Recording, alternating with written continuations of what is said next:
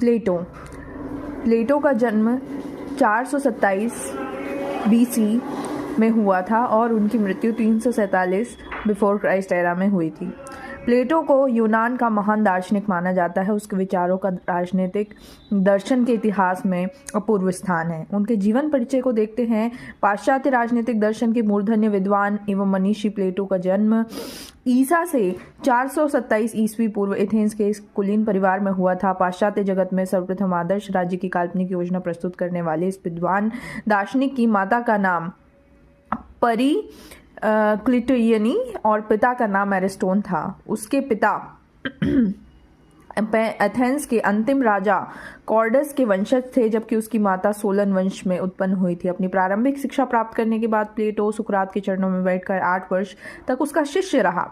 बचपन से ही उसे संगीत एवं व्यायाम में रुचि थी। उसका पारिवारिक नाम अरिस्तोक्लीज था, किंतु उसके सुडौल, सुंदर और पुष्ट शरीर को देखकर उसके अध्यापक उसे प्लेटोन कहा करते थे। युवावस्था में ही अरिस्तोक्लीज, जिसे उसके समकालीन उसके उपनाम प्लेटो से जानते हैं, क्रांतिकारी विचारों से ओतप्रोत था। वह समझता था कि उसका जन्म सक्रिय राजनीति के लिए ही हुआ है, किंतु समय और परिस्थितियों ने उसे एक कुशल राजनीतिज्ञ के स्थान पर एक महान राजनीतिक चिंतक बना दिया।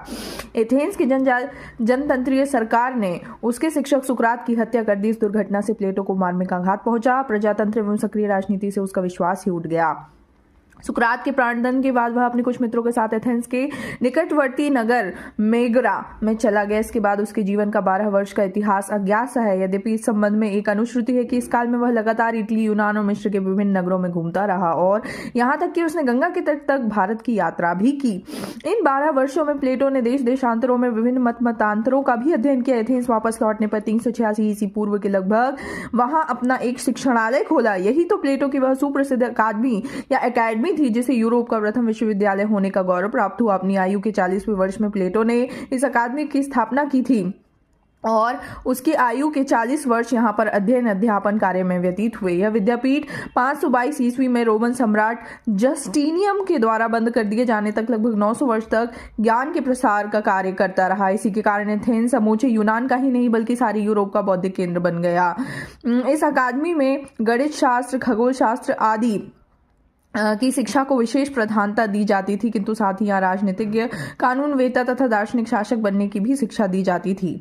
जब प्लेटो 60 से 70 वर्ष की अवस्था के बीच था, तब वह अपने जीवन के आदर्शों को व्यवहार में लाने की दिशा में अग्रसर हुआ। उसने एक 30 वर्षीय तरुण शासक डायोनिसियस द्वितीय के पद प्रदर्शन में अपने मित्र दियोन की सहायता करने के लिए सिराक्यूज की यात्रा की।